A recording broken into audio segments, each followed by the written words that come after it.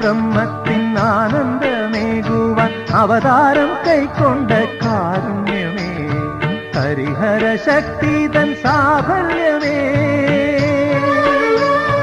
ഹരിഹര ശക്തിതൻ സാഫല്യമേ എന്നിൽ സ്വരരാജസുധയായി ഉണരാവൂ നീ.